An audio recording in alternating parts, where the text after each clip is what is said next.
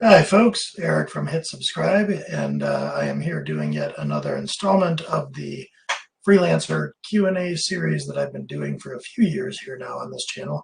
Speaking of this channel, I am not sure if you would have caught this or if I've announced it in any other venue, certainly at the time that this goes live on YouTube, but if you are so inclined, take a look at the actual YouTube channel here because I have changed the branding of it ever so slightly.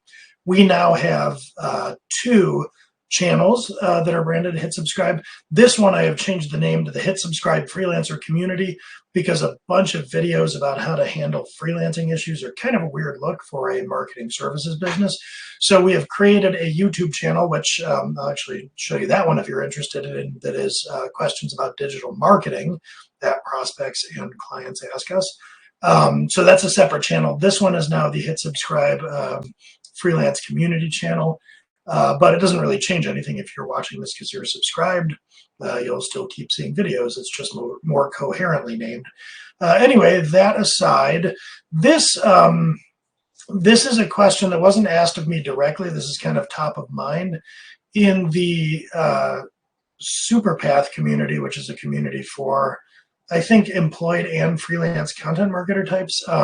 Somebody asked a question. They didn't ask this question exactly, but it seemed like an interesting topic to tackle, and I did weigh in on this with the person that was asking the question. But anyway, so this is kind of an indirect question that I thought would make a good topic for this channel, and I've never covered it before. And that is the idea of how do you handle a prospect mentioning a bad experience with another vendor, a similar vendor to you. So if you're like a freelance software developer and you're talking to a prospect and they say something on the call like, yeah, you know, we were working with this other freelance software developer and it was a terrible experience. How should you handle that coming up in a discovery call? So that's what I'm going to address here because I think it's a really interesting concept that probably doesn't get a lot of coverage. I've never heard this brought up before, but in my personal experience, I cannot tell you how many times. Maybe this is because we're doing a lot of stuff with SEO lately, but like how many times I'm on a discovery call and somebody that's a prospect starts talking about a poor experience they've had with a vendor. It comes up all the time, and yet I've never really heard people ask how to handle this. So figured I'd cover it. Hopefully this is interesting for some of you out there.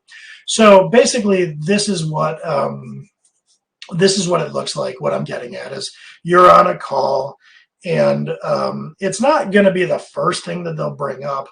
But if you're doing any kind of decent job of discovery and you're asking them questions about why they want to hire you, what the nature of the work is, and crucially, I mean, maybe this comes up more for me because I always ask this in discovery, like, what have you tried so far? So you want to increase your site visitors from 10,000 a month to 100,000 a month. I'm just channeling something that would come up in Hit Subscribe sales calls. You want to do that. You want to 10x your traffic per month. Why? What's the goal? What do you think that's going to do for your business? What have you tried so far? Anything? Is this a brand new goal? Have you tried things and failed? That type of stuff. So as you're asking questions in discovery about what they've tried and so on and so forth, this will potentially surface the client to mention something like this. So if I say, what have you tried up to this point to go from 10,000 visitors a month to 100,000 visitors per month? Having trouble with that. They might say something like, well, we hired an SEO firm and it didn't go well, or we hired a content creator, freelancers, or whatever.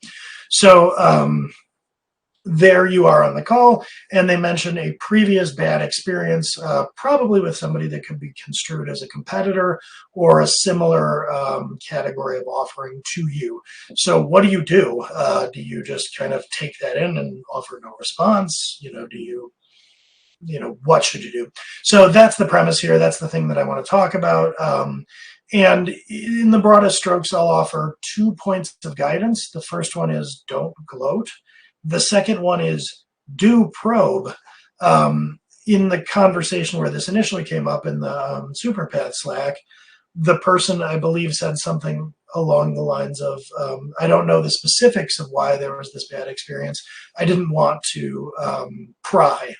And my response to that is, do pry. You very much should pry, but you shouldn't do it in a gloating kind of way. So with those 2 pieces of heuristic information in mind for how to approach that conversation. Let me elaborate a little bit more on each one of those.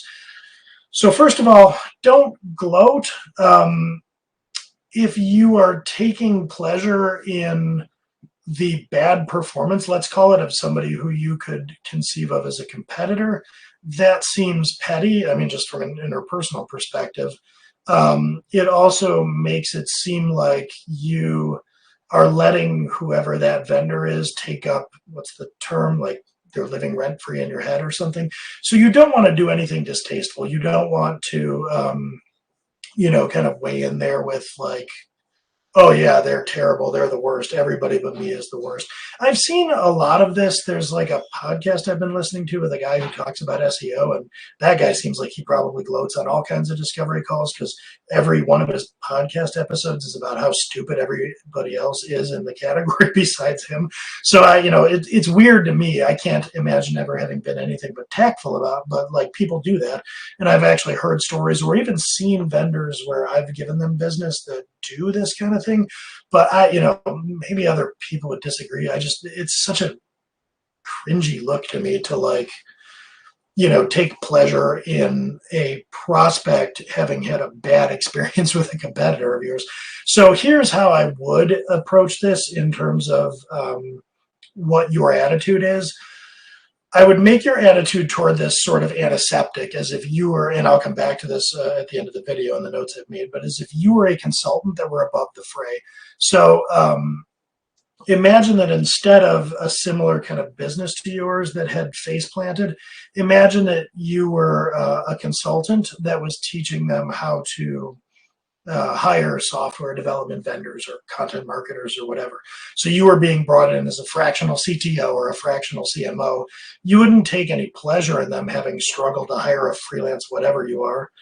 You would instead just dig into that and say like, well, tell me about what happened, what went wrong. So that's the attitude you really want to have here. You want to be above the fray. You want to understand that without, having any emotions about it one way or the other. Now, it will frequently be the case, and I say this because we wind up cleaning a lot of SEO messes, and SEO is a pretty ugly category just in terms of the success rate of vendors with clients. So I hear a lot of horror stories, and this comes up with Hit Subscribe a lot. It's actually how we wound up kind of backing into doing technical SEO, is just company after company coming to us and saying, hey, we just had this terrible experience where we got ripped off by this SEO firm. And when that comes up, what I'm happy enough to do is commiserate with the client. So, and like, I'm not making this up. We paid a bunch of money. This is an example of something I've heard. We paid a bunch of money for a keyword research project, and all they did was went into a keyword research tool, typed in the topical category that we're in, got a bunch of keyword suggestions, hit export, put their branding on it, and gave that to us as the deliverable.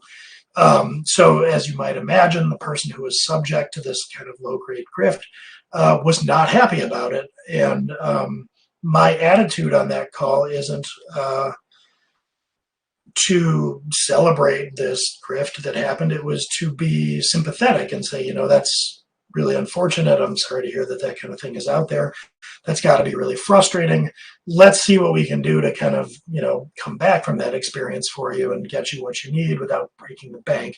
So you can certainly commiserate with them, but try to make it about their negative experience and going from their negative experience to a positive one with you, rather than being about that horrible vendor or what have you.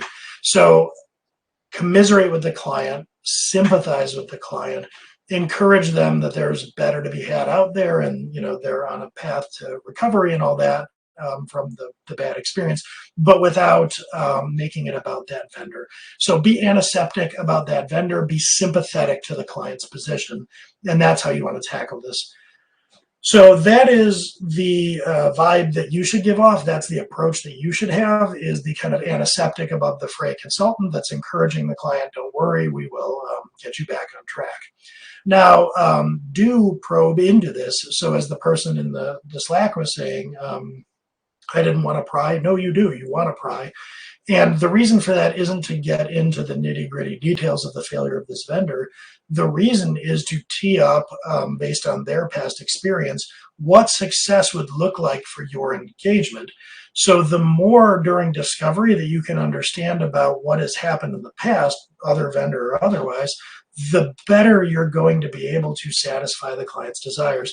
So if we're talking about somebody that is doing freelance content, for instance, and they heard tell of getting some kind of bad experience with another content creator or a content creator vendor or whatever it was, understanding more about what the client or prospect found to be wrong with that is going to be especially instructive to you. So it might be, for instance, that that previous vendor or freelancer or whatever never met their deadline. So the client had a really bad experience and is gun shy because somebody was continually promising them that they would have content by a certain date, and that never materialized. They were constantly late. The client was depending on that to distribute to, you know, some third-party site or whatever the case may be, add to their editorial calendar, and they kept missing the deadlines. So this is just a, you know, hypothetical example. I didn't actually get into the specifics of this, but let's say that that had been happening. That's going to help you understand what is important to the client, and you might draw up a specific proposal for them that really emphasizes the timely delivery of content, for instance. So understanding what has gone wrong in the past will help you address what can go right and what needs to go right in your engagement. But there's another, I would say, even more important and critical aspect to prying into this, which is if you assume that vendors are generally going to be competent, there might be a problem with the client more than the vendor.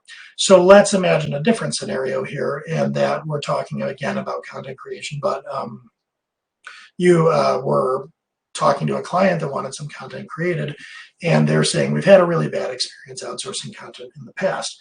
Now, I'm going to get into the world of developer tools and especially like early stage content creation. It is fairly common for first-time technical founders to essentially just be coming from a background of being individual contributing software engineers, perhaps the kind that really like to get into the weeds on Reddit comments and argue about design patterns and that type of thing. So now imagine a Reddit commenting techie becomes a founder, and they go and have an advisor tell them that they should start to outsource content. Now imagine that they do that and they get that content coming in, and their reaction to it is not founder delegating marketing activities, but Reddit commenter arguing with another Reddit commenter. That's not a great situation. So what I can tell you is if this is the situation into which somebody is walking, you're walking as the next content creator, and that founder is saying, oh, the content was just trash. I cannot abide this content on my site.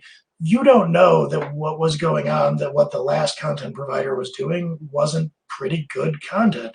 It might just be that this founder has no business outsourcing their content until they hire somebody in marketing to get them to stop reading the blog and focus on building their product instead of arguing as if this were Reddit. Now I'm teeing up, and this might sound like a stretch of a situation. It isn't. This is something that happens. So if you were doing discovery and you were listening to this founder talk about how bad the content was, it might just be that they hired a freelance engineer or something to write content, and the content was perfectly good. But the founder, who is a technical specialist in this area, was arguing over nitty-gritty tradecraft details with a freelancer who's never possibly going to understand and know as much about, or as that founder, about that specific niche. And maybe even they do know as much about the founder, but they're not going to agree because the founder has a unique position that they've raised venture capital based on or something. So what I'm getting at is you may be walking into a situation that is absolutely destined not to be. A technical founder who is going to evaluate content on the basis of whether the content creator is as knowledgeable as the technical founder, that person has no business outsourcing content. So you, the second person to come along, you need to know that. So if you're asking questions and saying, you know, tell me specifically what was the problem, that technical founder is probably going to say something like, well, I asked them to write a blog post about using React in asynchronous fashion to do X, Y, and Z, and they did it and they got the design pattern all wrong. Now you're kind of getting them to elaborate, like, oh, okay, so the problem was you wanted a software engineer who is as knowledgeable about your space as you are to write that content. That isn't me. I don't want to sign up for this misery. I'm glad I asked. Maybe you should think about writing about something else if you want to outsource it, or I don't know, writing it yourself or whatever, but I don't want to take on that business. This, especially in a position or in a category with very little barriers to entry, like content creation or software development, this can actually be really relevant. You want to dig into the past failures of a vendor or freelancer or whatever it may be, because it could be that the issue is more with the client than it is with the vendor. And if that's the case, you want to steer clear of that. You don't want to just not pry and go in and be the second, piece of grist for that mill. You don't want to learn that the hard way. And it is entirely knowable if you're asking the right questions about what went wrong in the past, because digging into that, you can get enough information about that vendor or freelancer or whatever, and the relationship with the client to probably get a good read on, there's no reason to think that they did a terrible job. This might just be not the best situation. So that is a big motivator. You want to, let's assume that the vendor did something wrong or face planted or it wasn't a good fit. If they did something wrong, if they weren't a good fit, understanding how they failed, so to speak, could make for a much better engagement on your part. But if the vendor is generally okay and the problem is the client, you certainly want to know that too. So again, to summarize this, you want to take a tactful, tasteful approach to this. You want to position yourself as more of a consultant than anything else, just trying to do a bit of a retrospective on the situation. And you can even explain that to the client, like, I want to stop and dig into this a little, and it isn't because I'm, looking to dance on the grave of this vendor. It's because I don't know that I'm not going to repeat that vendor's mistakes. So let's dive into this a little. I want to make sure that it makes sense to hire me to do this. So let's go into that. Let me understand what it was that went wrong. Let's talk about that in a little bit more detail. And then do that really from the perspective of focusing on the client's experience, not the vendor's performance. So hopefully that makes sense and is helpful. The last thing that I want to mention here is if you are in this position and you're hearing from a client about a vendor preceding you that you're being hired instead of or after or whatever, if the client seems to view you and that vendor as competitors, that's fine. I mean, everybody's got to work, but I would encourage you to think about your long-term positioning and make sure that when you're being brought in a situation like this, it's to do a post-mortem genuinely from the strategy and consultative perspective, rather than as a replacement for that vendor. And the way that you can do that is to start trying to work toward a position where you don't perceive that you have any competition, and ideally that your clients don't have any competition. So here's what I'm getting at. When I was in management consulting in the software engineering org chart, and in particular when I was being brought in to do static analysis driven code base assessments and application portfolio assessments, to my knowledge, there was nobody else out there that was doing that kind of thing. And I was getting referrals based on word of mouth where, maybe a program CIO or something or an agency subcontracting me would tell a client, hey, if you need to make a decision like this, I know somebody that really can help you do this. Nobody was running me through an RFP for this because I don't think anybody else was like doing a practice like this. So if I was being brought in and ever in the position of dancing on a vendor's grave or having the opportunity to, it was generally because I was being brought in to say, hey, we had this architect here for a long time that structured the code base in this fashion. Did this person know what they were doing? Or we have this team that's building out this code base. Are they doing it right? Or are we fundamentally misstaffed and misskilled on this? So I was being brought in to evaluate a different category of vendor. That is what I would be working on doing if I were in your position. So if you're perceiving that you have competition, try to work towards a situation where you don't.